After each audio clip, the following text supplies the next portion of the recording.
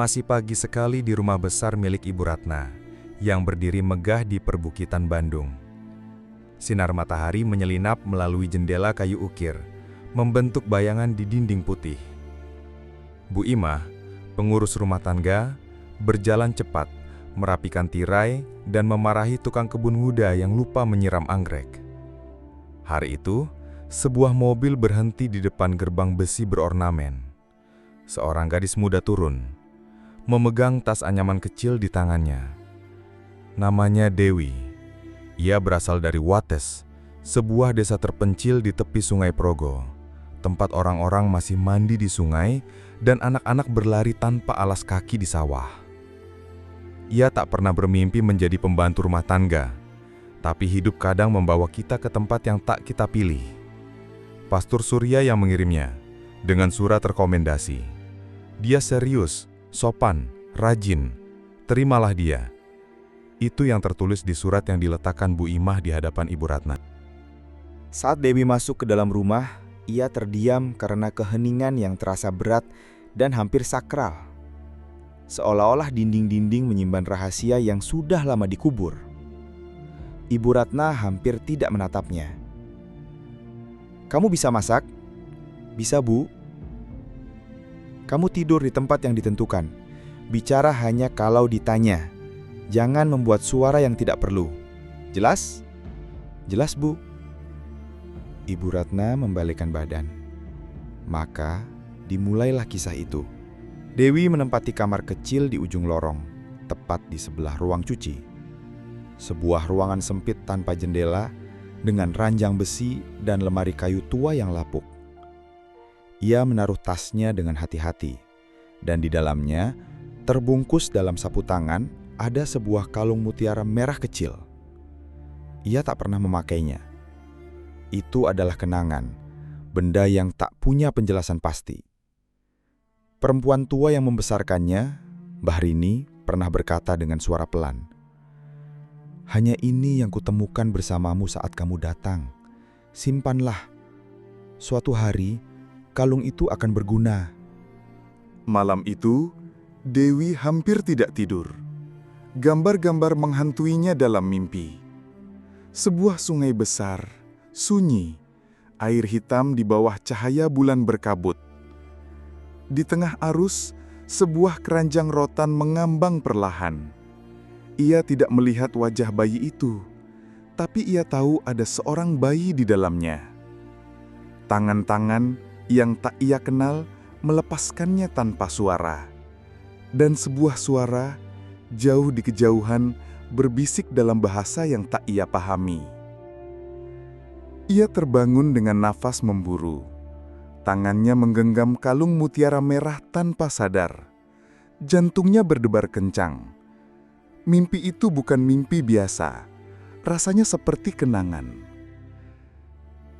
Keesokan harinya, atas permintaan Bu Imah, ia pergi sendiri ke pasar tradisional Cihapit untuk membeli ikan, bawang merah, dan daun pandan. Suara ramai, aroma cabai dan tanah basah membawanya sejenak kembali ke suasana desa. Saat melewati sebuah lapak kain, langkahnya terhenti. Sebuah kain merah tua, usang, dengan motif bunga dan garis patah. Ia tak tahu kenapa, tapi tubuhnya seolah terpaku.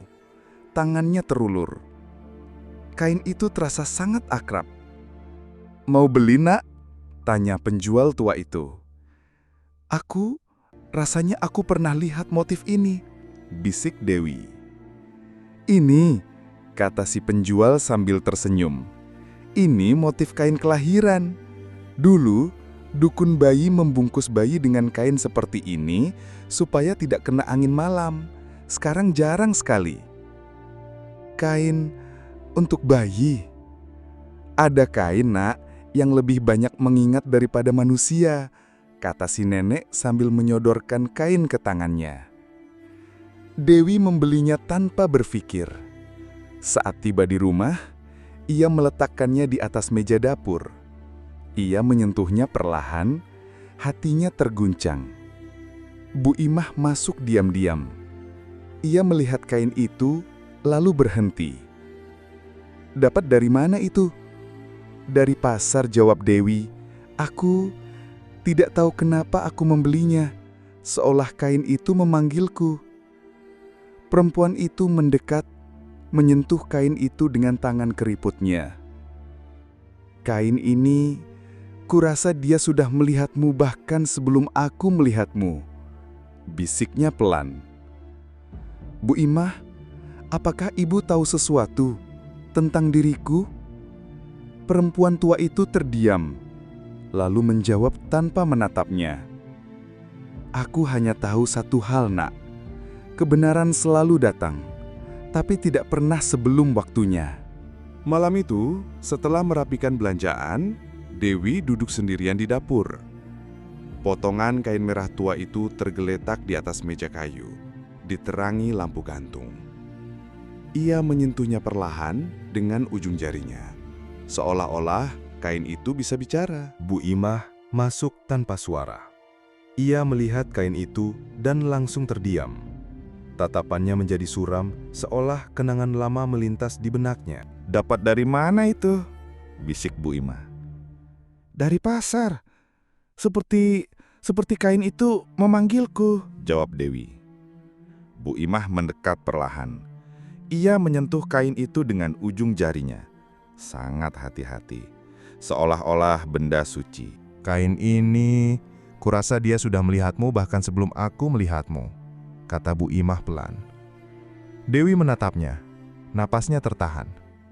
Bu Imah, apakah ibu tahu sesuatu tentang diriku? Keheningan panjang menyelimuti ruangan. Lalu Bu Imah berkata dengan suara pelan, seolah bicara pada dirinya sendiri. Aku tahu, kebenaran selalu datang, tapi tidak pernah sebelum waktunya. Ia pergi perlahan, meninggalkan Dewi sendirian bersama pikirannya. Malam itu, Dewi tidak bisa tidur. Ia berbaring di atas ranjang sempitnya, menatap langit-langit abu-abu dengan mata terbuka. Ia merasa seluruh rumah ingin berbicara padanya, tapi ia belum bisa memahami bahasanya. Kalung mutiara merah itu tergenggam erat di tangannya. Ia bangun, mengambil buku catatan yang disimpannya di bawah bantal, dan mulai menulis. Bukan surat untuk orang lain, tapi surat untuk dirinya sendiri, untuk mencoba memahami apa yang ia rasakan. Aku tidak tahu dari mana asal-usulku, tapi aku merasa telah sampai di tempat yang dulu tak pernah kau sebutkan. Segalanya di sini indah, tapi seperti terkunci. Dan perempuan itu, dia menakutkanku sekaligus menarikku. Aku lelah terus berlari. Keesokan paginya, setelah menyelesaikan tugas-tugas rumah, Dewi meminta izin kepada Bu Imah untuk keluar sebentar. Ia naik ojek dan melintasi jalan-jalan tenang di lingkungan itu menuju gereja tempat tinggal Pastor Surya, pria yang dulu mengirimnya ke rumah itu. Gereja itu sederhana, dikelilingi tanaman obat dan tumpukan buku di teras kayunya. Pastor Surya duduk di bawah bayangan pohon mangga, menegang rosario di satu tangan dan buku tua di tangan lainnya. Saat melihat Dewi datang, ia tersenyum tipis. "Apa yang kau cari, anakku?" tanyanya dengan suara lembut. "Aku harus tahu, Romo. Kenapa Romo mengirimku ke rumah itu?" Pria tua itu menutup bukunya perlahan dan tatapannya menjadi serius. "Karena aku menaati panggilan yang bahkan aku sendiri tidak mengerti," jawabnya akhirnya. "Kadang Tuhan mengirim kita ke tempat di mana kebenaran tertidur, dan kamu, Dewi, membawa kebenaran yang tak bisa dikubur selamanya." "Apakah Romo tahu siapa ibuku?" tanya Dewi dengan suara bergetar. Pastor Surya menunduk pelan, menatap tanah. Ia tanpa ragu, lalu menarik napas panjang. "Aku tahu cinta bisa menakutkan, dan luka lama bisa membungkam, bahkan orang yang paling berani." Ia menatapnya kembali, dengan mata penuh belas kasih. "Tapi aku percaya kamu akan menemukan sendiri apa yang kamu cari. Dan saat hari itu tiba, kamu harus memilih, memaafkan atau lari." Saat Dewi pulang di sore hari, udara terasa tenang, hampir seolah waktu berhenti. Di taman belakang, di bawah pohon mangga tua, Ibu Ratna duduk sendirian di kursi rotan. Itu jarang terjadi.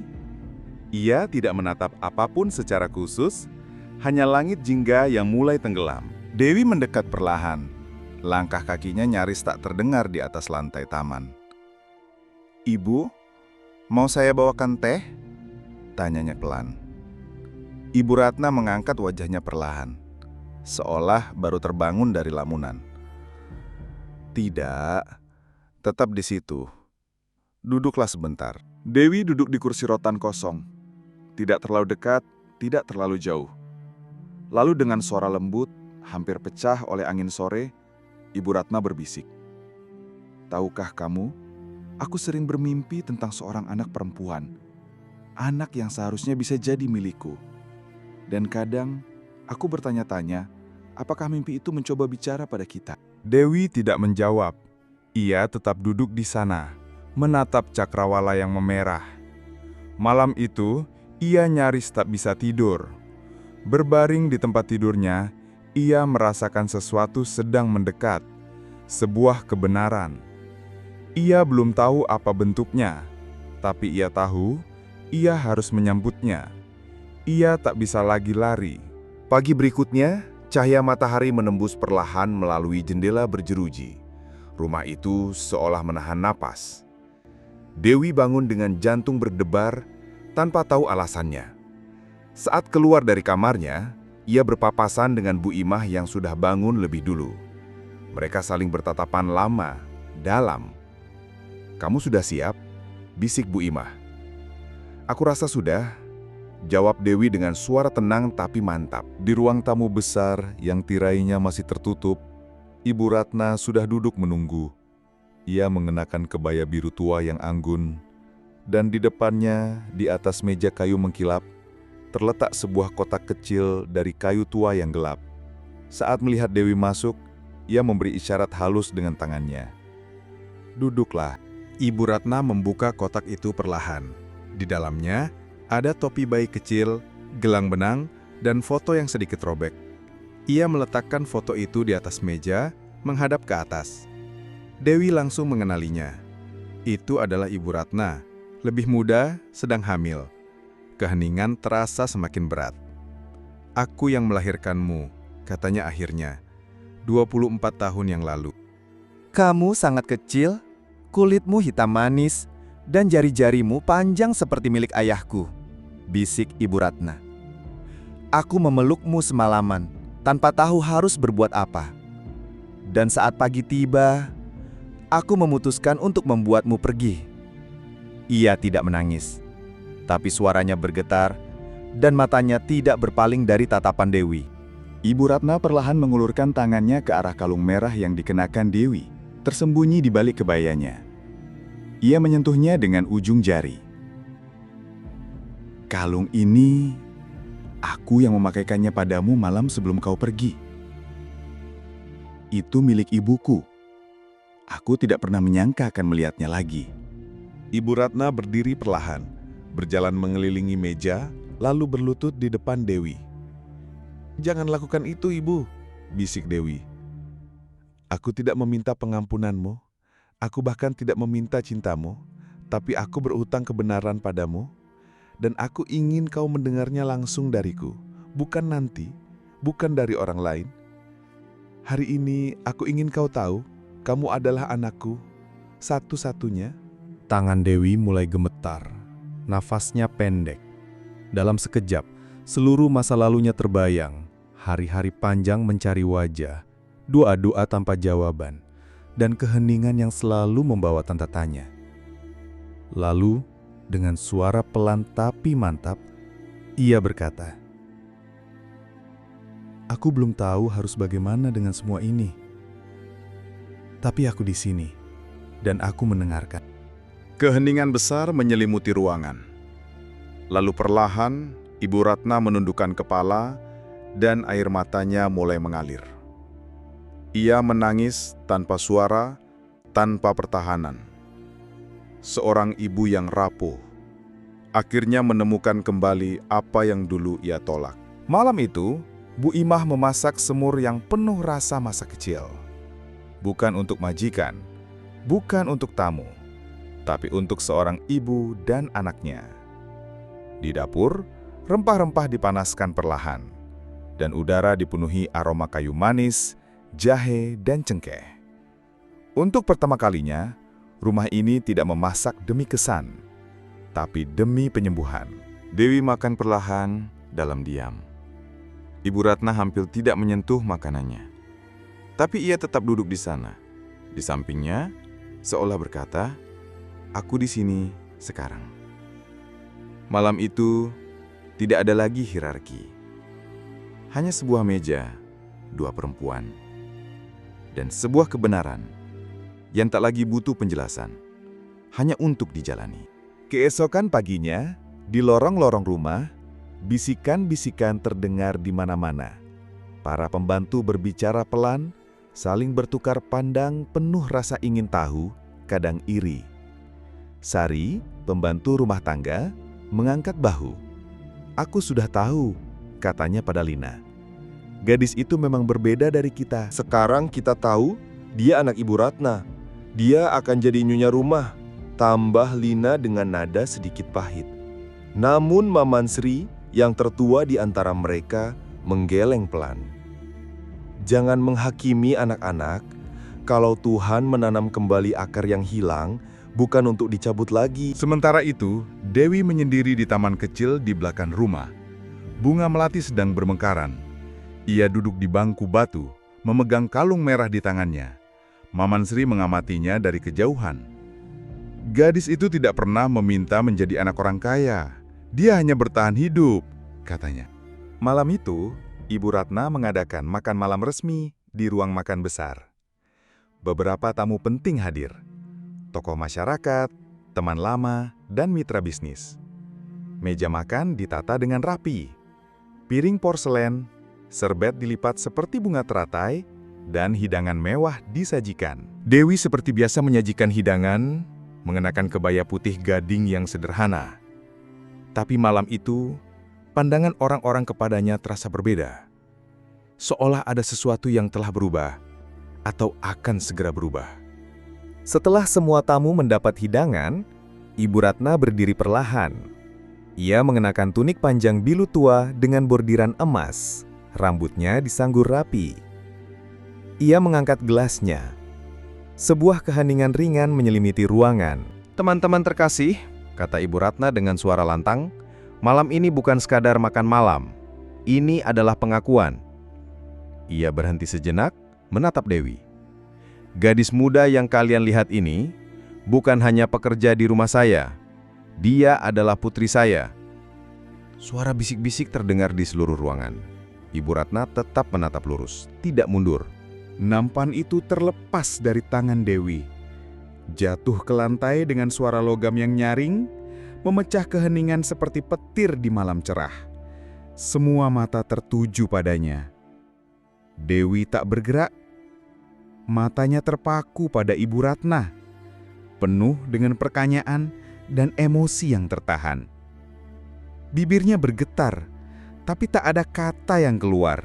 Ibu Ratna berdiri perlahan, tangannya gemetar. Kebaya biru gelap miliknya yang dihiasi kilauan halus memantulkan cahaya lampu, memberikan kesan agung yang dingin. Ia berjalan mengelilingi meja tanpa berkata sepatah kata pun, lalu berhenti di depan Dewi. Tatapannya tak lagi keras, tapi dipenuhi ketakutan, keraguan, dan cinta yang terpendam selama bertahun-tahun dalam diam. Ratna berlutut perlahan di depan Dewi. Gerakannya sederhana namun penuh makna. Ia wanita yang dihormati, bahkan ditakuti oleh sebagian orang, menundukkan kepala di hadapan gadis yang pernah ia tinggalkan. Dewi ingin bicara, tapi tak sepatah kata pun keluar.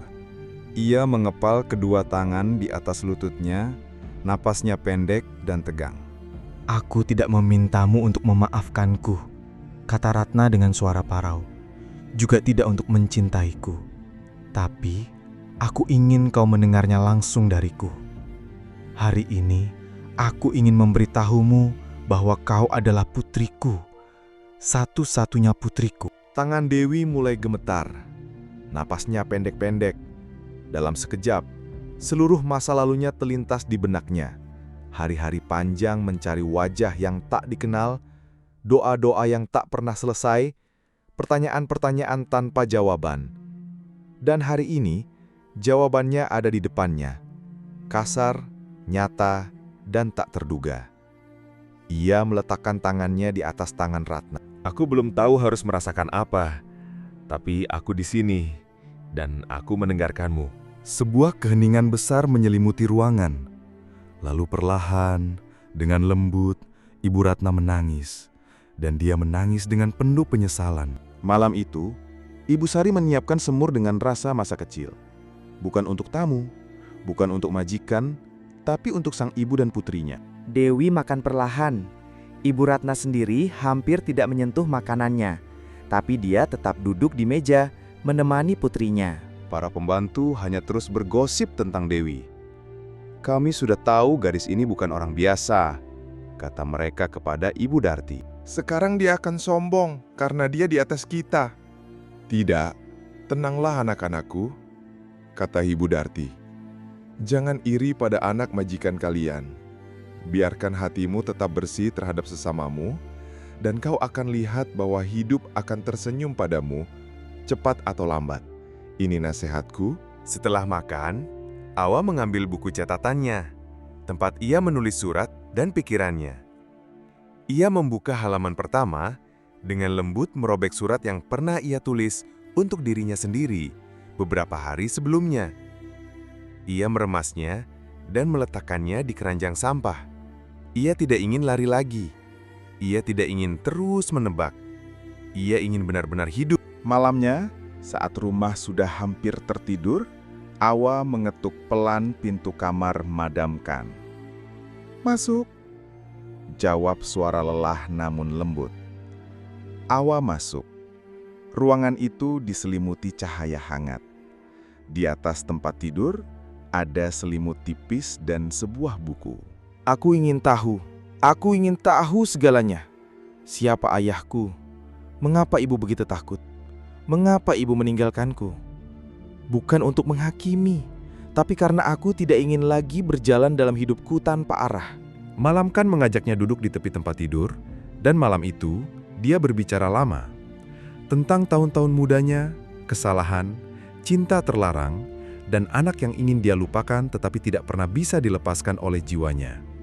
Dia juga berbicara tentang ambisinya, pengorbanan-pengorbanannya, malam-malam tanpa tidur.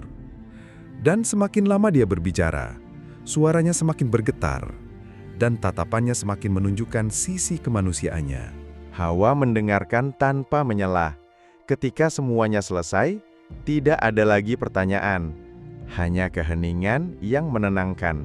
Awa bangkit, melangkah menuju pintu lalu berhenti. Aku belum tahu apa yang akan kulakukan dengan semua ini, katanya. Tapi, aku tahu satu hal, Mama. Madam Khan tersentak pelan saat mendengar kata itu untuk pertama kalinya. Aku di sini sekarang, dan aku bukan lagi orang asing, kata Awa. Dia keluar, dan malam itu, untuk pertama kalinya sejak 24 tahun, rumah itu tampak bernapas. Beberapa bulan kemudian, perubahan yang halus terjadi. Awa tidak lagi mengenakan seragam pembantu. Dia tidak lagi tinggal di kamar tanpa jendela.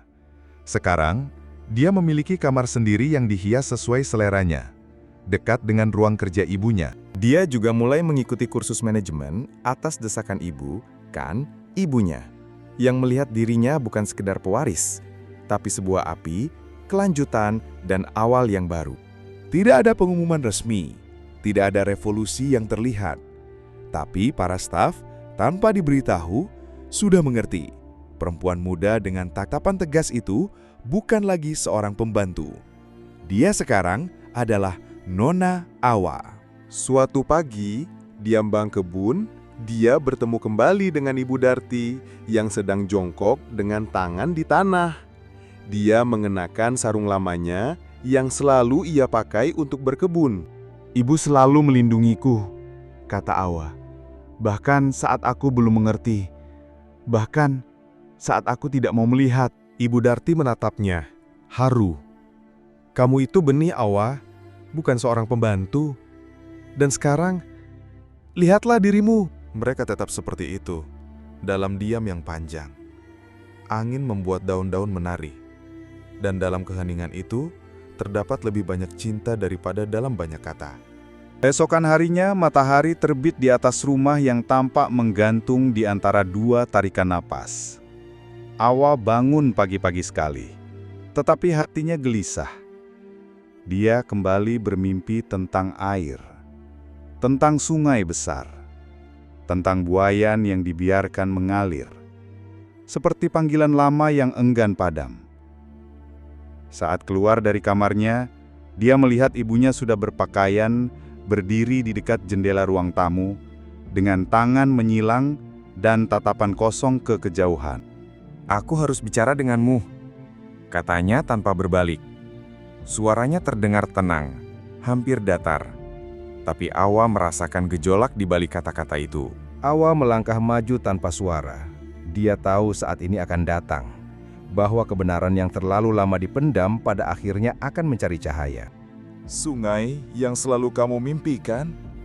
kata Madam Khan sambil perlahan menoleh ke arah putrinya. "Itu sungai benar-benar ada." Awa merasakan getaran menjalar di tulang belakangnya. Sesuatu dalam dirinya seakan sudah tahu sejak lama. Duduk berhadapan di ruang teh kecil, ibu dan anak perempuan itu untuk pertama kalinya berbagi beban dari diam yang panjang.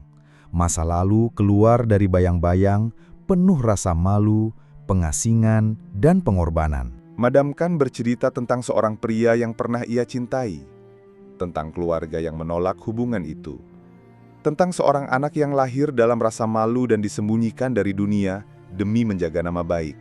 Awa mendengarkan dengan tangan gemetar. Setiap kata adalah potongan yang hilang dari teka-teki dirinya sendiri. Dia tidak menangis. Belum. Tapi ada sesuatu dalam dirinya yang mulai menyatu kembali. Lalu tanpa berkata apapun, dia meletakkan tangannya di atas tangan ibunya. Dan dalam gerakan sederhana itu, pengampunan menemukan jalannya. Pagi itu, ketika cahaya menembus perlahan melalui tirai tipis, Awa membuka matanya dengan jantung berdebar. Seluruh tubuhnya terasa waspada, seolah-olah ada kebenaran yang menunggu tepat di balik pintu. Ia bangkit, mengenakan gaun panjang katun putih dengan motif bunga berwarna biru, mengikatkan selendang krem di kepalanya, dan keluar dari kamarnya. Di koridor yang sunyi, bahkan dinding-dinding tampak menahan napas. Di ujung lorong, pintu loteng sedikit terbuka. Cahaya pucat mengalir keluar. Nafas Awa seolah tertahan. Ia melangkah perlahan. Setiap langkah terdengar seperti sebuah janji. Dia mendorong pintu itu dengan perlahan. Udara di dalamnya penuh debu dan kenangan. Di tengah ruangan, sebuah peti kayu besar berdiri, ditutupi kain tua bersulam emas. Awa berlutut, jantungnya berdebar. Tangannya mengangkat kain itu dengan hati-hati. Di bawah cahaya temaram, dia menemukan surat-surat, foto-foto lama, dan sebuah kalung kecil dengan manik-manik biru. Dalam keheningan loteng, Awa merasakan air mata mulai menggenang di matanya. Bukan karena kesedihan, tapi seperti sebuah pintu di dalam dirinya yang akhirnya terbuka. Dia mengambil kalung itu dengan jari-jarinya. Manik-manik biru berkilau lembut, seolah-olah mereka akhirnya mengenali pewarisnya. Awa mengenakan kalung itu di lehernya. Gerakan sederhana itu terasa seperti sumpah lama yang diturunkan dari ibu ke anak perempuan. Saat menuruni tangga, Awa bukan lagi orang yang sama. Dia membawa dalam dirinya kisah mereka yang datang sebelum dan semangat mereka yang akan datang setelahnya.